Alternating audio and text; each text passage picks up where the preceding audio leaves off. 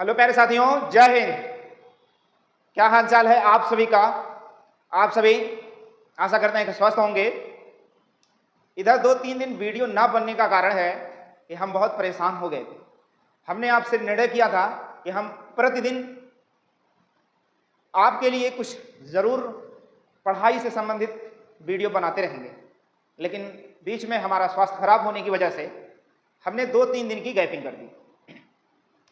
बुखार, viral fever जो होता है 104 डिग्री फ़ारेनहाइट तक पहुंच गया था, जिस वजह से हम आपके लिए 2 दिन कुछ नहीं कर सके।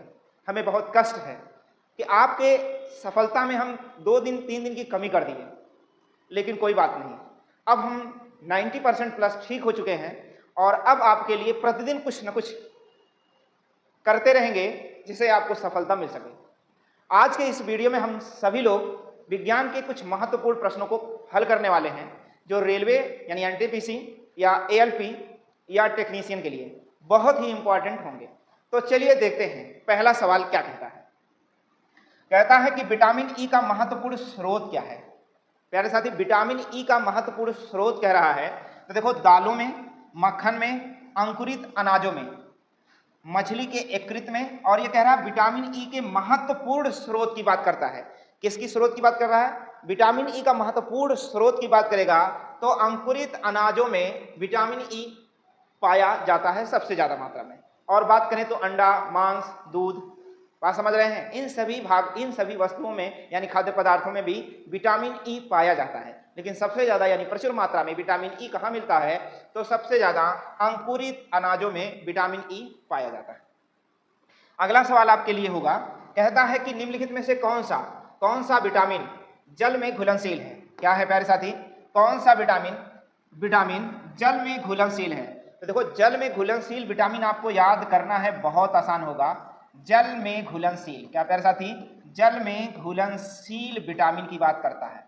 तो देखो, जल में बी और सी केवल याद कर लो, ऑप्शन बी और सी जल में घुलनशील है। इसमें ऑप्शन बी सी नहीं याद रखना, आपको ऐसे याद रखना, बी और सी जल में घुलनशील है, बाकी सभी किसमें घुलनशील है? वसा में घुलनशील है। किसमें घुलनशील है? वसा में घुलनशील विटामिन बाकी सभी हैं। केवल जल में घुलनशील विटामिन कौन है? बी और सी है। और वसा में अगर आप याद कर लो, ए डी ई के ये सभी विटामिन वसा में घुलनशील हैं। और जल में घुलनशील विटामिन कौन है? बी और सी। तो ऑप्शन में आप देखेंगे कि विटामिन बी जो है वो जल में घुलनशील है।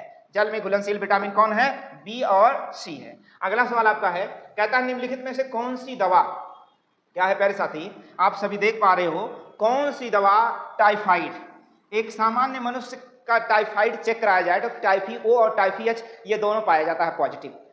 क्योंकि देखिए, हमें भी बुखार ही हुआ था, हमने चेक करवाया तो टाइफी ओ और टाइफी एच प्लस पाया गया, लेकिन एक सामान्य व्यक्ति को अगर देखा जाए तो अभी चेकअप करा दिया जाए ब्लड का और देखा जाए कि टाइफाइड है कि नहीं है, तो उसे टाइफी प्लस जरूर दिखेगा।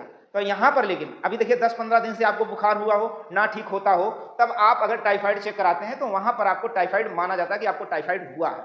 अब देखिए यहाँ पर क्या है, निम्नलिखित में से कौन सी दवा टाइफाइड में प्रयुक्त की जाती है? डॉक्टर लोग टाइफाइड में कौन सी दवा प्रयुक्त करते हैं? तो देखो, sulpha drugs, vitamin A, chloroquine और क्लोरोमाइसिटिन। देखो, क्लोरोमाइसिटिन दिया है, तो इसमें कौन सी दवा डॉक्टर लोग टाइफाइड के रूप में प्रयोग करते हैं? तो प्यारे साथी, क्लोरोमाइसिटिन का प्रयोग करते हैं डॉक्टर लोग टाइफाइड के रोग में। टाइफाइड की, जब आपको टाइफाइड की बीमारी यानी बुखार हो जाता है और आपका बुखार छोड़ता नहीं है, तो ऐसे में टाइफाइड के रूप में वो लोग दवा का प्रयोग कौन सा करते हैं? क्लोरोमाइसिटिन का प्रयोग करते हैं। अब आप देखेंगे कि क्लोरोमाइसिटिन, और ध्यान रहे, अब आपको ये ध्यान देना है कि जो टाइफाइड रोग होता है वो किस कारण से होता है। तो टाइफाइड रोग ये जैसे अगर कहा जाए तो एक होता है साल्मोनेला जीवाणु है। क्या है प्यारे साथियों? साल्मोनेला जीवाणु है। इसकी वजह से क्या होता है? टाइफाइड बुखार होता है आपको, यानी फीवर होता है। और इसकी दवा के रूप में कौन सी चीज प्रयोग की जाती है? क्लोरोमाइसिटिन का प्रयोग किया जाता है। क्या बात आपको समझ में आ जाएगी? तो चलिए अगले सवाल के बारे में बात करते हैं। कहता है भोजन में शर्करा की जांच किसे डालकर की जाती है? क्या कहता है कि भोजन में शर्करा की जांच किसे डालकर की जाती है? 4 ऑप्शन आपके पास है, आयोडीन, HCl डालकर, और बेनेडिक्स घोल डालकर, ईथर डालकर, बिल्कुल बेनेडिक्स घोल डालकर भोजन में शर्करा की जांच की जाती है। भोजन में शर्करा की जांच कैसे की जाती है? बेनेडिक्स घोल होता है जिसे डालकर भोजन की शर्करा की जांच की जाती है। अगला सवाल है, मानव शरीर में कहां पर पाचन, यौन, श्वसन मार्ग एक दूसरे से अतिक्रमित करते हैं? अतिक्रमित करते हैं मतलब मिलन करते हैं। तो चार ऑप्शन आपके पास है, चार ऑप्शन है, देखिए चार ऑप्शन आपके पास है कि मानव शरीर में कहां पर भोजन, पाचन और श्वसन मार्ग एक दूसरे से अतिक्रमित करते हैं यानी मिलते हैं। तो प्यारे साथी ये जो ग्रसनी है, ग्रसनी यहाँ पर श्वास नली और प्यारे साथी पाचन एक दूसरे से क्या करते हैं? अतिक्रमित करते हैं, यानी ग्रास नली या ग्रसनी कह सकते हैं आप इसे, क्या कह सकते हैं? ग्रसनी कह सकते हैं। अगला सवाल आपका है, कह रहा है एस्बेस्टस, क्या एस्बेस्टास या एस्बेस्टस? तो देखिए एस्बेस्टास है आपका, कह रहा मनुष्य शरीर के किस भाग को हानिकारक प्रभाव पड़ता है, यानी एस्बेस्टास के कारण मनुष्य के किस भाग पर या किस भाग को हानिकारक पहुंचाता है या हानिकारक होता है? तो आप देखेंगे त्वचा को, नेत्र व्याख्या को, हृदय को, फेफड़े को। तो फेफड़े को हानिकारक पहुंचाता, हानि पहुंचाता। एस्बेस्टास किसे पहुंचाता हानि? मनुष्य के शरीर के फेफड़े को हानि पहुंचाता है एस्बेस्टास। अगला आपका सवाल है, कहता है कि निम्नलिखित में से कौन सा स्तनधारी अंडे देता है? कह रहा निम्नलिखित में से कौन सा स्तनधारी अंडे देता है? आपका अगला सवाल है कंगारू, क्या है प्यारे साथी? ऑप्शन आपके सामने ऑप्शन दिया गया है, कंगारू और प्लेटिपस बत्तख की चोंच वाला और ओपिसम और ऊद यानी आटन। तो प्यारे साथी देखिए जो स्तनधारी अंडे देता है ये एक जलीय जीव है, क्या है? प्लेटिपस है, ये प्लेटिपस है, ये बत्तख की चोंच के जैसा है, ये अंडे देता है यानी बच्चों को जन्म देता है। क्या देता है प्यारे साथी? निम्नलिखित में से कौन सा स्तनधारी अंडे देता है? यानी ये ध्यान देना, ये स्तनधारी जो है ये अंडे देता है, प्लेटिपस है, ये बत्तख के चोंच के जैसा होता है, स्तनधारी भी है, अंडा देता है, अंडा दे, ये जलीय जीव एक जलीय जीव है, प्लेटिपस है जो बत्तख के चोंच के जैसा दिखता है। अगला सवाल आपका है, कहता है कि निम्नलिखित में से किसकी मात्रा बढ़ जाने से हृदय रोग होने का खतरा होता है? बहुत बार एग्जाम में पूछा गया है, यानी कौन सी चीज बढ़ जाती है जिसकी मात्रा बढ़ जाए तो जैसे आपको क्या हो जाए? हृदय रोग होने का खतरा बढ़ जाता है। तो प्यारे साथी ग्लूकोज, कोलेस्ट्रॉल और हेपेरिन, हेमोग्लोबिन। तो ध्यान दीजिए, बहुत बार आपको पता है कोलेस्ट्रॉल, क्या है? कोलेस्ट्रॉल, यदि मनुष्य के शरीर का कोलेस्ट्रॉल बढ़ जाता है, क्या बढ़ जाता है? कोलेस्ट्रॉल बढ़ जाता है तो हृदय गति रुकने यानी हृदयाघात या ऐसे कहें हृदय रोग होने का खतरा बढ़ जाता है। कोलेस्ट्रॉल बढ़ लेने से हृदय रोग का खतरा बढ़ जाता है। अगला सवाल है, निम्नलिखित में से कौन सा कार्य गुर्दे का नहीं है? यानी गुर्दे का नहीं है, कौन सा कार्य? चार ऑप्शन, रक्तचाप का नियमन करना और प्रतिजैविक यानी एंटीबायोटिक्स का स्राव करना और मूत्र को बाहर निकालना और शरीर के तरलों की अम्लता का नियमन करना। तो ध्यान दीजिए, प्रतिजैविकीय क्रिया जो होती है, एंटीबायोटिक्स का स्राव करना, यही हृदय का यानी गुर्दे का कार्य नहीं है प्यारे साथी। अगला सवाल आप देखेंगे, कहता है कि नेत्र लेंस की दूरी को एडजस्ट करने के लिए, क्या करने के लिए? एडजस्ट करने के लिए यानी व्यवस्थित करने के लिए, नेत्र लेंस की दूरी को एडजस्ट करने के लिए निम्नलिखित में से कौन सा नेत्र की सहायता करता है? नेत्र की सहायता, चार ऑप्शन, कार्निया है, कंजक्टिवा है और सिलिया पिंड है और आइरिस है। चार ऑप्शन आपके पास है कि नेत्र लेंस की दूरी को एडजस्ट करने के लिए कौन सहायता करता है? तो चार ऑप्शन आपके पास था, कार्निया। और तो सवाल के उत्तर में आप क्या देंगे प्यारे साथी? कार्निया। क्या करते हैं? कार्निया। जब आप देखते हैं कभी कभी अधिक धूप से यानी उजाले से अंदर यानी अंधेरे की तरफ पहुंचते हैं तो आपको एकाएक दिखाई नहीं पड़ता, तो कार्निया क्या होता है आपका? कार्निया आपका सिकुड़ा रहता है वहां पर।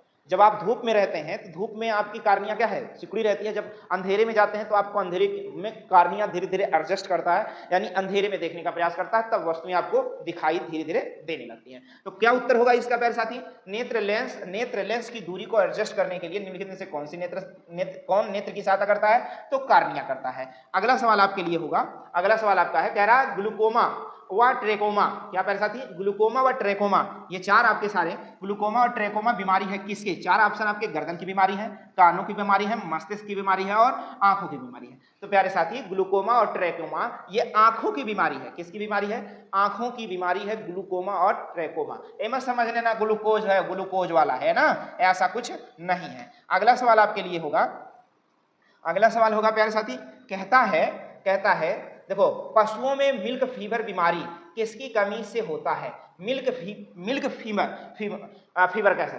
ये अक्सर जो पशु होते हैं अपने बच्चे के जन्म के समय यानी जन्म के पहले उनको मिल्क फीवर होता है। क्या होता है? मिल्क फीवर होता है। और बीमारी किसकी कमी के कारण होता है? जब पशु को बच्चे का जन्म देना होता है उसके पहले इनको अक्सर मिल्क फीवर होता है। तो कैल्शियम की कमी से होता है। किसकी कमी से होता है प्यारे साथी?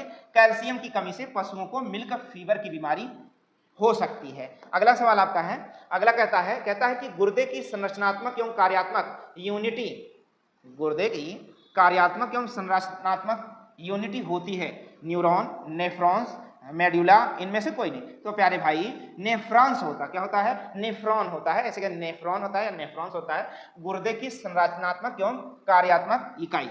अगला आपका सवाल है,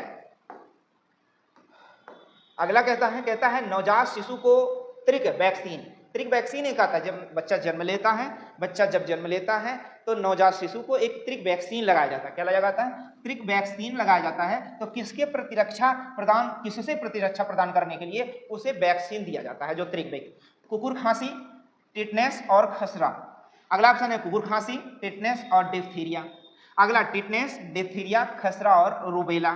टिटनेस, डिप्थीरिया, चेचक और रूबेला। तो इन सभी ऑप्शन में से जो त्रिक वैक्सीन होता है नवजात शिशु को दिया जाता है तो वो प्यारे साथी कुकुर खांसी से, टिटनेस से और डिप्थीरिया से बचाव के लिए उसे त्रिक वैक्सीन दिया जाता है। थोड़ा बोलने में असमर्थ है क्योंकि मुंह के अंदर और बाहर सारे छाले पड़ गए हैं। 104 डिग्री बुखार था, बुखार निकलने का कोई रास्ता नहीं ढूंढ पा रहा था तो इधर उधर से छाले पड़कर निकल गया। अब आराम है, बस बोलने में थोड़ी सी दिक्कत हो रही है। आपको घबराने की जरूरत नहीं, बस आज ठीक हो जाएगा। मुझे लगता है कल से मैं अपने फिर से पुनः उसी आवाज में आपको बताता रहूंगा सवालों को। चलिए अगला सवाल देखते हैं। हॉर्नसेन रोग का संबंध है। क्या प्यारे साथी? हॉर्नसेन, एक हॉर्नसेन आया भी था, ये देखो हॉर्नसेन। क्या प्यारे साथी? हॉर्नसेन रोग है। हॉर्नसेन रोग का संबंध किससे है? मलेरिया से, टीबी से, पीलिया से और मिर्गी से। हॉर्नसेन रोग का संबंध किससे है प्यारे साथी? तो हॉर्नसेन रोग का संबंध इन चारों ऑप्शन में किसी से नहीं है। ऑप्शन में गलती है, ये कोई बात नहीं, ऑप्शन सारे गलत दिए गए हैं। और हॉर्नसेन रोग का संबंध कुष्ठ रोग से है। किससे प्यारे साथी? कुष्ठ रोग से है। कुष्ठ रोग से है हॉर्नसेन का संबंध, और इनमें से किसी से हॉर्नसेन का रोग का संबंध नहीं है। प्यारे साथी हॉर्नसेन रोग का संबंध किससे समझ में आपको आ गया? कुष्ठ रोग से है। प्यारे साथी ये सारे प्रश्न बहुत ही इंपॉर्टेंट हैं जो बायोलॉजी यानी जीव विज्ञान से संबंध रखते हैं और आपकी परीक्षाओं में जीव विज्ञान से संबंधित सवाल पूछे जाते हैं। तो ये सारे सवाल बहुत इंपॉर्टेंट है। करते हैं कि प्यारे साथी ये सारे प्रश्न आपको अच्छे लगे होंगे, तो लाइक, शेयर और सब्सक्राइब करना बिल्कुल ना भूलें और बेल आइकन यानी घंटा जरूर दबा दें ताकि हमारे अगले वीडियो का नोटिफिकेशन आप तक समय से पहुंचता रहे। मिलते हैं अगले वीडियो में, तब तक के लिए जय हिंद।